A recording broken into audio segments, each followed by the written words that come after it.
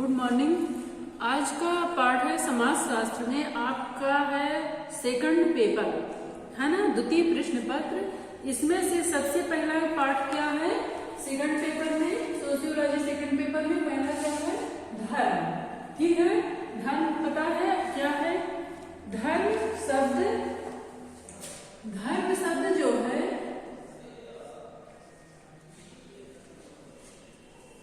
भ्रे धातु से बना है। ठीक है,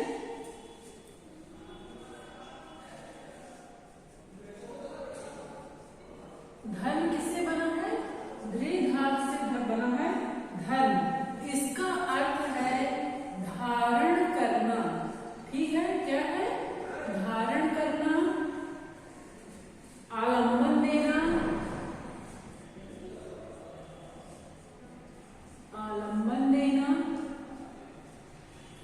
या पालन करना।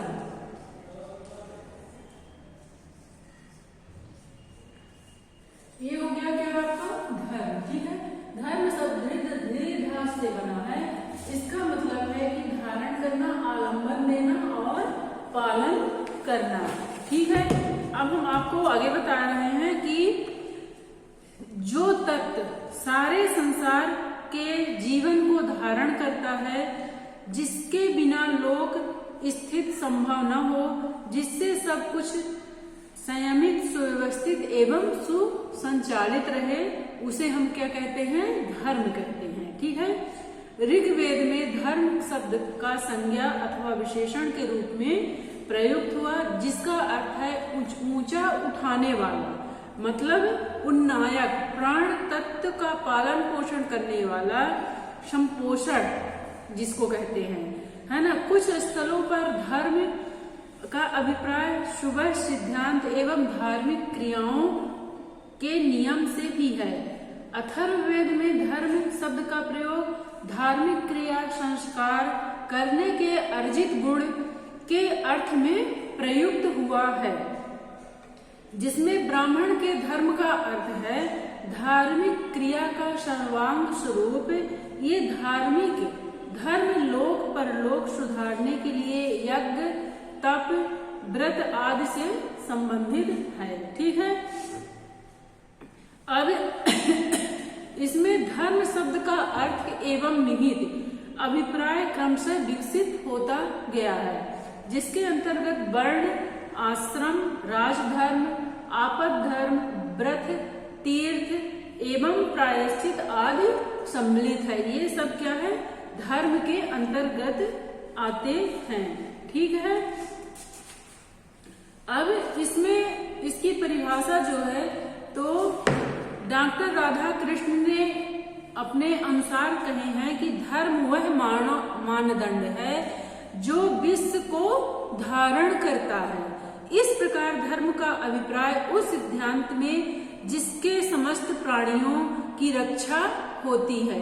ये समस्त धर्म के अंग हैं, जो ये सभी नियम जो हैं, तो ये क्या है, समस्त नियम धर्म के अंग हैं, जो प्रत्येक के लिए क्या होता है, कल्याणकारी होता है। हिंदू विचारों के अनुसार धर्म अलौकिक शक्ति के प्रति एक विश्वास है। इसी तरह मजूमदार और मदन के अनुसार परिभाषा है कि धर्म किसी भी भय या वस्तु अथवा शक्ति का मानवीय प्रत्युत्तर है, जो कि अलौकिक एवं अद्वितीय है, जो कि दिखाई नहीं देती है।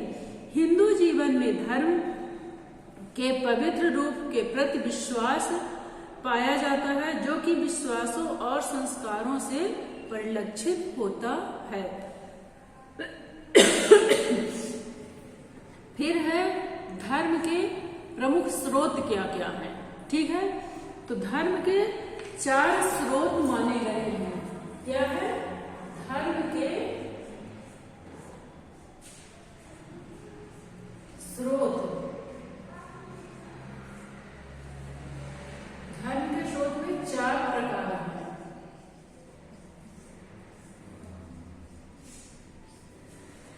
ठीक है, धर्म के स्रोत में 4 प्रकार हैं, जिसमें से पहला क्या है, वेद, दूसरा स्मृति, और तीसरा धर्मात्माओं का आचरण, चौथा है व्यक्ति का अंतःकरण। 4 प्रकार के धर्म के स्रोत हैं, है ना, वेद, स्मृति, धर्मात्माओं का आचरण और व्यक्ति का अंतःकरण। अब वेदों में हिंदू धर्म के समस्त विश्वास एवं निश्चय सन्निहित है, जिसमें विविध आदर्श तथा व्यवहार की ओर संकेत किया गया है। इसी प्रकार स्मृति भी धर्म का आधार है। डॉक्टर राधाकृष्णन के अनुसार स्मृति का शब्दार्थ उस वस्तु की ओर संकेत करता है जो वेदों के अध्ययन में निशांत ऋषियों की स्मृति रह गई थी। स्मृति का कोई भी नियम जिसके लिए कोई वैदिक स्रोत ढूंढा जा सके या वेद के भांति प्रमाणिक बन सके। फिर है धर्म के लक्षण। अब धर्म के लक्षण में क्या है कि स्मृतियों के प्रतिपाद्य विजय धर्म है, ठीक है। धर्म की व्याख्या करने के कारण ही इन्हें धर्म शास्त्र कहा जाता है। स्मृतियों में यज्ञवालक स्मृति, पराशर स्मृति, नारद स्मृति, मनु स्मृति, इन चारों स्मृतियों में मनु स्मृति का सर्वाधिक महत्व इसमें माना गया है। मनु स्मृति में वेदों में प्रतिपादक धार्मिक कर्मकांड, वर्णाश्रम धर्म तथा अन्य संस्कारों के अत्यधिक सन्निकट है। धर्म की व्याख्या में स्मृति के सभी विषय आ सकते हैं, ठीक है। अब मनु स्मृति में क्या है कि याज्ञवल्क्य स्मृतियों में धर्म के कारण कर्तव्य और नैतिक गुणों को सम्मिलित भी किया गया है, जिसमें याज्ञवल्क्य स्मृति में कहा गया है कि अहिंसा, सत्य, अस्तेय, शौच, इंद्रिया या निग्रह, दान, दया, दम, शांति, ये सब धर्म के साधन हैं। मनु स्मृति में धृति, क्षमा, दम, अस्तेय, पवित्रता, इंद्रिय निग्रह, ज्ञान, विद्या तथा क्रोध का त्याग, इस प्रकार के धर्म के 10 लक्षण मनु स्मृति में बताए गए हैं, ठीक है। फिर धृत का क्या अर्थ है? धर्म में धृत का क्या अर्थ है? धृत का अर्थ है कि मनुष्य प्रत्येक धर्म के कार्य में क्या होना चाहिए? सफल होना चाहता है। विपत्ति एवं असफलता से मनुष्य निराश हो जाता है तथा कर्तव्य से वो अपना क्या कर लेता है? मुंह मोड़ लेता है। अतः जीवन में सफलता प्राप्त करने के लिए धैर्य, सुख एवं दुख के प्रत्येक अवसर पर सत्कर्म पूर्वक कर्तव्य का दृढ़ कार्य करना चाहिए। फिर क्या पहले हो गया धृत, फिर क्या हो गया क्षमा। क्षमा का अर्थ है स्वयं के प्रति के लिए किए गए किसी भी प्रकार के अनुपकार, विरोध, मान भंग, हानि आदि को शांत भाव से ग्रहण करना। रहीम कवि ने विभूत से संपन्न व्यक्तियों के लिए क्षमा के आवश्यक गुण बताए हैं। क्या है? क्षमा बड़न को चाहिए, छोटन को उत्पाद, का रहीम हरि को घट्यो, जो भृगुमारी लाग। फिर हो गया क्या आता है? दम। दम मतलब इंद्रियों के स्वेच्छा विचार, प्रकृति के सद्गुणों के द्वारा शमन करना चाहिए। इंद्रियों में मन सबसे शक्तिशाली एवं अस्थिर है, अतः आंतरिक इंद्रिय को वश में करना ही क्या है? दम है ना। हमारी जो आंतरिक इंद्रियां है उसको हम अगर बस में कर लेंगे तो वही हम क्या कहलाएगा? दम कहलाएगा, कि हमारे में इतनी शक्ति है, इतना ताकत है, इतना दम है, ठीक है। फिर क्या है? अस्तेय।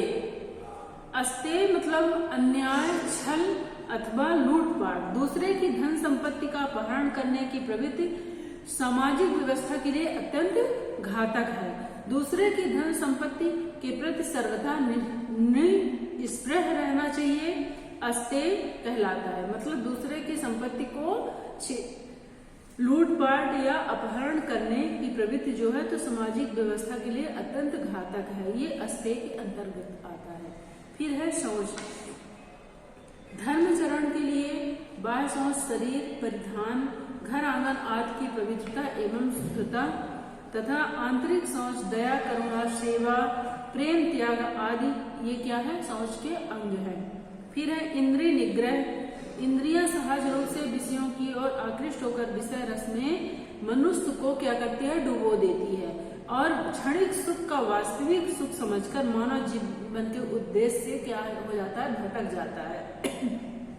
इसलिए इंद्रिय को जो है तो अपने हमेशा बस में रखना चाहिए।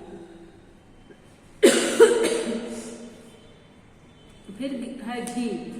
घी मतलब पक्ष विपक्ष को सम्मोहक तर्क वितर्क अविचलित रहकर विवेक के सार तत्व का ग्रहण करने वाली बुद्धि को ही हम क्या कहते हैं, घी कहते हैं। फिर है धर्म के पहलू। धर्म शब्द जो है तो अत्यंत व्यापक है, इसमें पहलू सन्निहित है। समान दृष्टिकोण से धर्म के दो पहलू हैं, सार्वभौमिक और सामाजिक। ठीक है, तो सार्वभौमिक पहलू क्या है, सार्वभौमिक पहलू में कुछ ऐसे नैतिक कर्तव्य होते हैं जिन्हें किसी भी देश, जाति या प्रजाति व्यक्ति के ऊपर लागू किया जा सकता है। इस प्रकार के नियम काल, देश, जाति, प्रजाति की भिन्नता में प्रभावित नहीं होते। फिर है सामाजिक पहलू के अंतर्गत आते हैं कि इसमें वर्ण धर्म, आश्रम धर्म, कुल धर्म, काल एवं देश धर्म, राजधर्म और स्वधर्म, ये क्या आते हैं, सामाजिक पहलू के अंतर्गत आते हैं। सामाजिक पहलू के अंतर्गत वर्ण धर्म में सत्य, अहिंसा, आत्म संयम, परहित इत्यादि आदि ऐसे धर्म, ऐसे ही इनके क्या है, आदर्श हैं। फिर है आश्रम धर्म। आश्रम धर्म में जप, तप, यज्ञ आदि सब जो है तो यह धर्म क्या है, आश्रम धर्म के अंतर्गत आते हैं। फिर कुल धर्म में के अभिप्राय पारिवारिक सीमा के अंतर्गत उससे संबंधित नियमों एवं उत्तरदायित्व का पालन करना होता है। इसको दो भागों में विभक्त किया जाता है। प्रथम का संबंध परिवार के विभिन्न सदस्यों से है, जिसके अनुसार कुल और प्रतिष्ठा बनाए रखना। धार्मिक कृत्यों को करना प्रत्येक कुटुंब का धर्म है, इसलिए पंच महायज्ञों का उल्लेख इसके अंतर्गत किया गया है। फिर काल एवं देश धर्म। धर्म मनुष्य के नैतिक कर्तव्य की व्याख्या करता है, जो समाज के आदर्श के मूल्यों पर आधारित है। आदर्श तथा मूल प्रत्येक युग, काल एवं देश से अलग अलग होता है। फिर है राजधर्म। राजधर्म शासन व्यवस्था के सामाजिक संगठन का महत्वपूर्ण अंग है। राजा प्रजा के ऊपर शासन करता है, अतः राजा के नैतिक कर्तव्य के धर्म के अंतर्गत ही ये सम्मिलित किया गया है। फिर है स्वधर्म।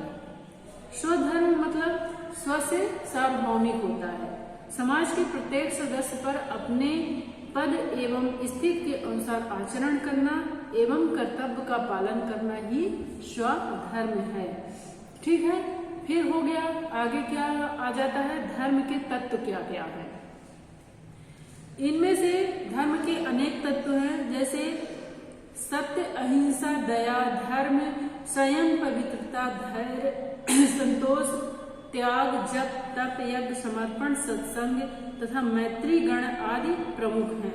लेकिन मनुस्मृति में धर्म के 10 आवश्यक तत्वों का उल्लेख किया गया है, जिसमें है धैर्य, क्षमा, संयम, अस्तेय, पवित्रता, इंद्रिय संयम, बुद्धि, विद्या, सत्य एवं अक्रोध। मनुस्मृति के अनुसार 10 धर्म के तत्व बताए गए हैं। ठीक है, धन्यवाद। अगले वीडियो में बताएंगे कि धर्म की प्रमुख विशेषताएं क्या क्या हैं।